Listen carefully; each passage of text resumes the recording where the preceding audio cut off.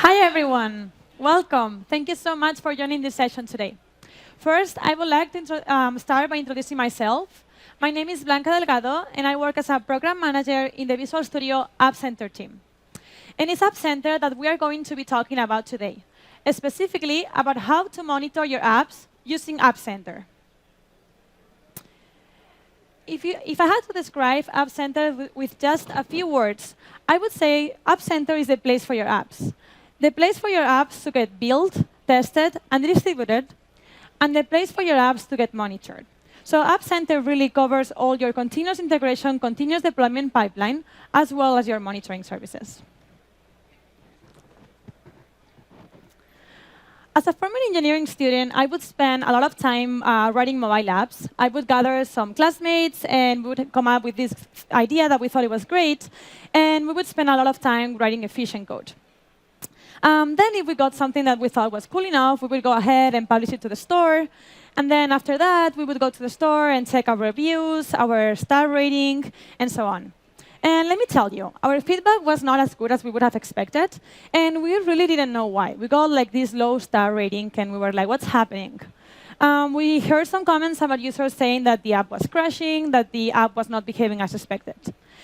And so for those situations, a tool like App Center monitoring would have really helped me to understand what was going on. And not only what was going wrong, but also what was going right, and use that in order to improve my app. So App Center accounts with two crucial services when it comes to monitoring your app. We have our diagnostic services, which include crash and error reporting. And we also have our analytics offering. As part of the crash and error reporting, crash would be those that we are known as unhandled errors when your app exits unexpectedly. And then we have error reporting, which would be those situations that we can handle. And so my colleague Sarah will be talking about crash reporting in her session. So for this session, I just want to touch a little bit on error reporting. App Center just recently had this feature announced back in March. And we have error reporting for the Xamarin platform. So let's say you're having issues with your app, the app is not working as expected, there is like a request timeout, or like the server did not respond. So by using error reporting, handling these errors, you can make your app behave as expected, and also go up to App Center, analyze those errors, and see what is going wrong. And so with that, I'm going to jump right into the demo, and we're going to see how errors look like in App Center. And the first thing I want to show is how do you monitor your app? Well, App Center provides an SDK. We have the App Center SDK, which is completely modular. We have our analytics module for analytics data, as we will see in a little bit. And then we have our crashes module, which includes crash and error reporting. In this case, this is my Smart Hotel app, which you've probably seen before in build for App Center. And with just one line integration, we can see here the App Center star line. The SDK will get initialized, and you will be able to start tracking analytics and crashes out of the box. In order to track errors, we have an API called track error. And then by doing that, all the errors will get reported to App Center. So with that, let me move into the errors tab. So this is part of the diagnostic service. As I said, it has crash reporting and errors. So I'm now in the errors tab. So here, what we see is what we call the error groups. So as a developer, we define those errors that we think are important to track in our apps. And we decided, hey, like, there's going to be a lot of errors that are happening continuously. And we want to make it easy for developers to manage those, make sure we fix them on time. And also, it's not too much to handle. So what we did is we grouped these errors by similarity. So errors that have similar stack traces will be counted as one error group. So these are all the errors groups that I have for my apps. And so what I'm going to do is I'm going to drill down into one of these error groups. For example, the request timeout. I decided to track this error within my app. And so this is what information I'm getting. So the first thing is I want to know how often this is happening. Like, do I really need to prioritize that? And for that, we provide information like analytics on your errors, like how many times this error is happening, and how many users are affected by this error. And that information should give me an idea on should I prioritize that error or not? Is it important for my users or not? Also, we need to understand like what type of devices and OSs is being affected by those errors, so that I can really prioritize, do I really care, let's say, about Galaxy's S8 or not? And if I do, then yeah, that's an error I probably want to tackle. And so on top of that, you can even drill down into the specific instances for your errors. So for this group, I have a bunch of instances that are happening, and they're organized by device and OS. So again, by looking at my analytics data, I might know that I have a lot of Galaxy S8 that are being affected by my error. So what I'm going to do is I'm going to filter down by Galaxy S8s and by the latest OS. And so that way now, all my reports I filter by my criteria that I decided to look at. And so what I'm going to do is I'm going to click into one of these instances. Once I go into the instances, what do I need as a developer in order to fix an error? Well, I need my stack trace. I need to know where in my code the error is happening, and so that it can help me fix it. So this is what we see here. We get a full stack trace automatically tracked by the SDK. We get some device information, such as OS, country, language of the device. And even if you want some other contextual information, you can attach what we call custom properties. So in this track error method that I explained, you can attach custom properties into it. So let's say you want, for example, in this request timeout, you want to know what URL is causing this timeout. Or you want to follow up with the users that are having issues. So you might want to have a property called user ID so that you can follow up with them. So with that, we saw how error reporting can really help you fix issues in your app and make sure users are having the expected behavior. But there's more than that. Now we know when our app is going wrong, but we also know when it's going right or what are my users doing with my app. And for that, we have our analytics offering within App Center. So I'm going to now show the analytics overview for a Xamarin iOS app, still Smart Hotel app. Smart Hotel is an app that allows you to book rooms within the app. So I can see all the rooms, make bookings, and so on. So as app developers, of course, we want to know how popular is our app, how many users are looking into our app. But not only number of installs, we also want to know if they're actually engaged with the app. How many times are they opening the app per day? How long are they staying in my app? So this is what we try to provide with this session information, engagement of your users.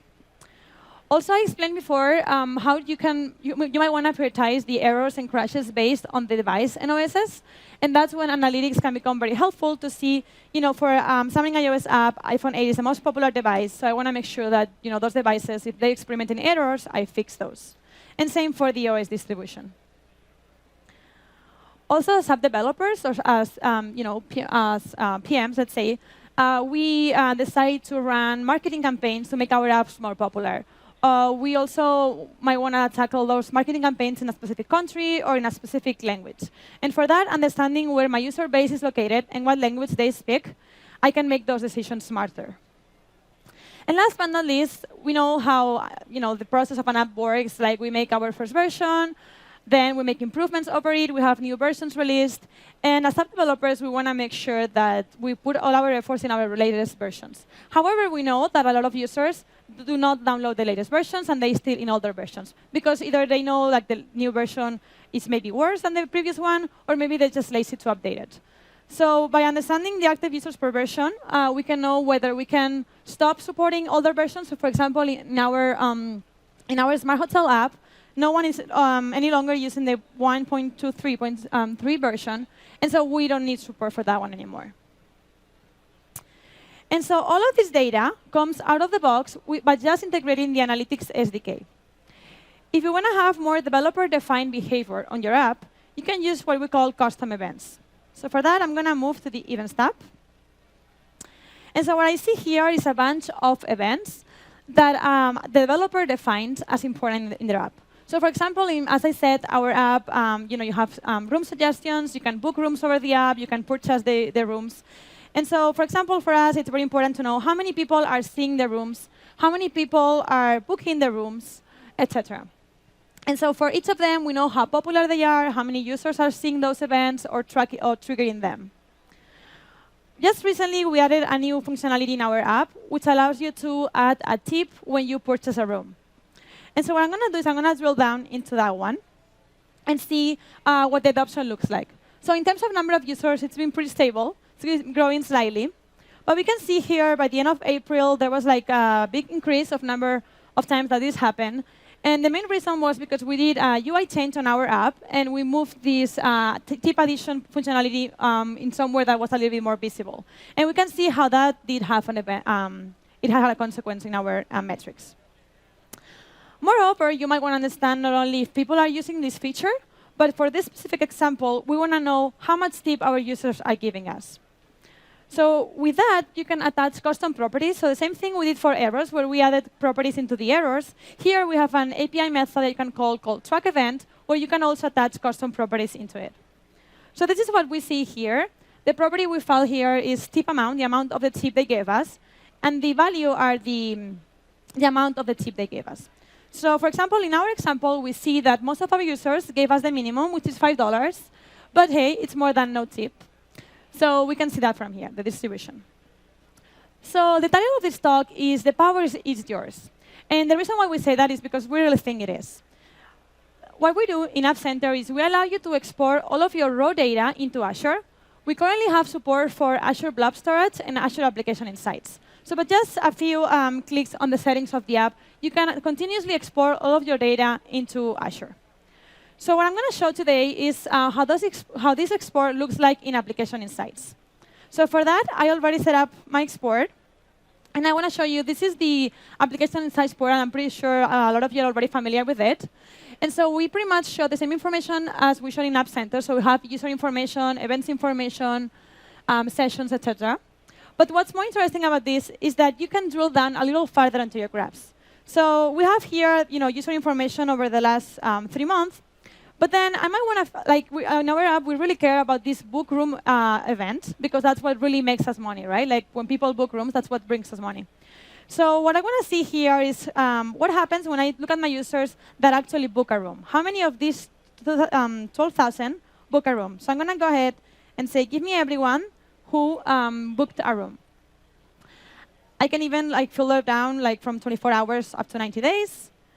And I can see that either by 1 day or by 1 week. So I see here it fluctuates. There is not a clear pattern of growth. And what I can also do here is, let's say my app really mainly runs in the US. Most of the rooms are in the US. So I want to see my US users, how can I filter this graph to see my US users. So what I can do here is I can say add filter. I can filter by country or region, and then I can say, give me everyone, which is in the United States. So once this loads, there you go. And then you hit apply, and then this new graph shows me 2.6K users are actually in the US doing the book a room event, the book room event. And so Application Insights also offers more advanced analytics, such as funnels, retention. And today I just want to quickly show a very interesting funnel that we have in our app. So as I said, book room is the most important event in our app. So what I want to see is, from the people that see my room suggestions, how many of them go through the whole flow and end up purchasing a room. So what I'm going to do is I'm going to say, my first step, I want to see how many people are seeing rooms. Then I want to say how many of them actually initiate the process of booking a room. So I see that about 50% of them that see rooms actually initiate the process of booking a room, which actually I think is pretty successful. But then I want to see, out of those ones, how many of them go through the whole flow and end up purchasing the room. So I'm going to say here, third step, book room. And I see that about 18% go through the whole flow and end up booking the room. So this might tell us that there is some sort of either bug or something going on in the UX from the starting a book room all the way to actually booking the room. So with funnels, you can understand the flow of action that your users are taking in the app. Also, if you're familiar with Application Insights, you might know that there is the ability to do queries on your raw data. And so this is what I'm going to show next. Here, for this same app, for Smart Hotel, you open it up. I created a few queries that I wanted to show you, which use custom events and custom properties inside of the events. So in App Center, I define an event called rating. And this tells me basically how good my app is. And the rate is from 1 to 5. So I want to see how people are rating me, how are we doing in the store. So what I do here is I say, give me all the custom events. From those, choose the event called rating, which gives me the rating. And then what I do here is I select from the custom dimensions, I have my properties. And then I choose the property called rate, which is the actual value of the rate. And then what I say is, give me how many users gave me a 1, how many users gave me a 2, etc. So if I run this query, we'll see here the results pop up. So I see here, if we organize this by amounts, most of my users are giving me a 5-star, which is awesome. But then we also have a few pretty high number for rating 1. And then the rest are kind of in the middle. Another query I want to show, similar. So in this case, we have an install option for the receipt. Once you book a room, we have an install option. And you can basically download by different types of files. And I wanted to understand what files are most successful, because I'm thinking if I should add a new one or if the ones that I have are good enough. So I run this query. So similar, I choose the event download. I look at the constant dimensions. I select my properties. And then I select the property called file type. So once I run this is the results I get. So if I see it on a chart here, I see that PNG is the most popular one, followed by JPEG. So it looks like the image format is the most popular for the ones that I have. So here's how you can get query on your raw data. However, you might want to have all of these better organized in a dashboard and that anyone can look at, and you don't need to run the queries every time. So what you can do here, right from these queries, I could hit here and say export to Power BI. So if I do that, a file downloads. I can use this Power BI file to create my own Power BI dashboards. So I did that, and I just want to show you some of the results I got here. So for me, it's really important to follow up with those customers that are not happy with my app. So what I did is I did a query that would give me all the user IDs that rated me with a 1 or with a 2, which I consider detractors.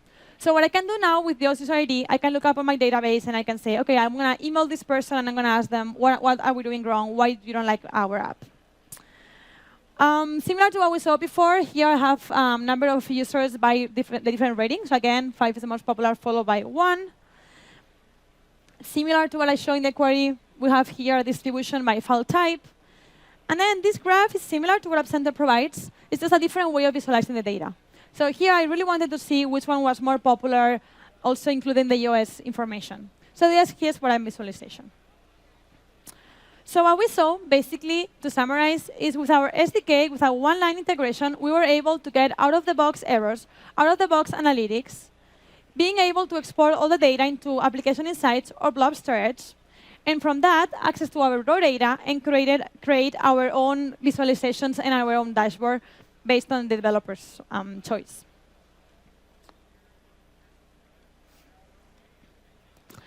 So get started for free with App Center.